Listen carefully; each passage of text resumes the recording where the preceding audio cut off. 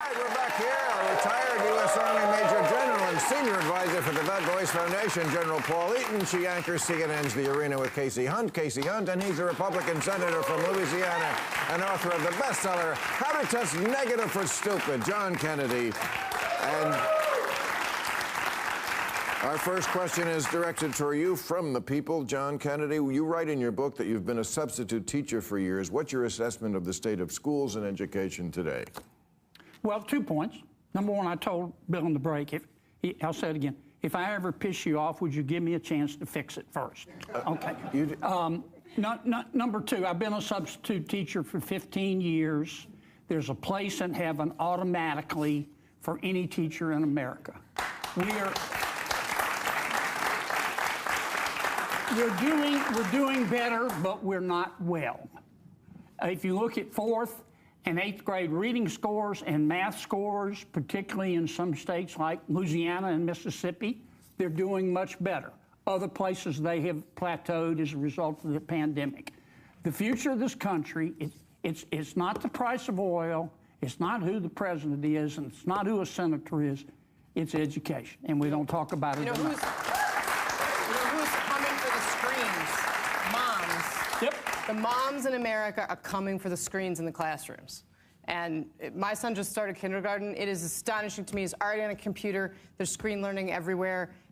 This is a huge, huge problem. And you are seeing this as a big split among politicians. Some of them, like Spencer Cox of Utah, willing to say, like, no social media till 16. This is bad for our kids. Others are equivocating. I'm telling you, the ones that are equivocating are going to be on the wrong side of this issue.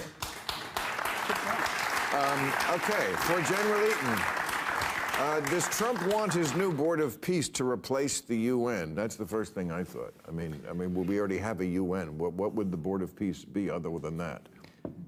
It is a replacement for the United Nations. And, you know, this whole specter of black helicopters and nefarious deeds that the United Nations is up to, as I mentioned earlier, I lived it with this young, great American medic who would not wear the blue helmet because his conservative family said don't.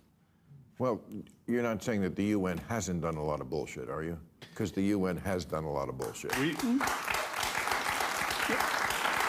No doubt about it. I mean, not just a lot of sexual assault claims against some of the people who are the peacekeepers, but, you know, things like endless amounts of sanctioning Israel when plenty of other countries are doing way worse than Israel has ever done, and they don't ever hear about it. So the UN, I'm not saying we should replace it with the Board of Peace, whatever the fuck that is.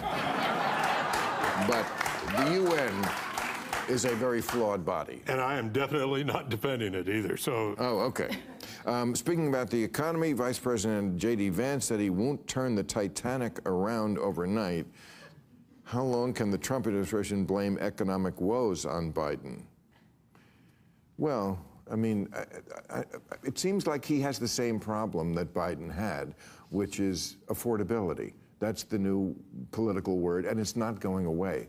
It probably got Trump elected, and it's probably going to, again, you're going to get your ass kicked in the midterms. You know that, right? When moms and dads lie down to sleep at night and can't, the thing they worry most about is cost of living. Yeah. And just telling them that they can't believe their own lying checkbook, right. It's not going to work. No.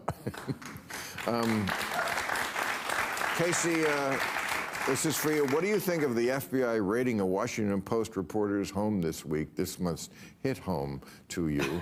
Is that setting a dangerous precedent? Tell us the background of it first. Well, so there was an investigation into, this is a woman, by the way, who doesn't cover national security day to day, right? So we see this sometimes, government investigations into a national security leak of classified information. In this case, this woman was covering the federal government writ large under Trump, so DOJ, other things. There's an investigation into a contractor that they say was giving classified information to people, including to this reporter. So they raided her house, right? This is very unusual, right? The government's usually really careful about how, because there are protections for reporters who are doing their jobs. Now, it does sound like a judge has basically just said, hey, U.S. government, you might have that phone. You are not allowed to read what is on that phone. So the Post has taken this, right, to court and said, hey, this is not okay. Now, they have said they want the phone, the computers that they took back entirely. But this really is a new frontier. I mean, look, Democrats have taken reporters to court over leaks too, right? The Obama administration had a massive fight with a guy. Obama did not like leaks. Yes, very famous case. But this one, the piece of this that's incredibly unique is physically going in and taking these devices, as opposed to using paper to say, we demand that you give us this information. So this is a huge test. Also taking place within the bigger picture of an administration that is suing newspapers for reporting polling.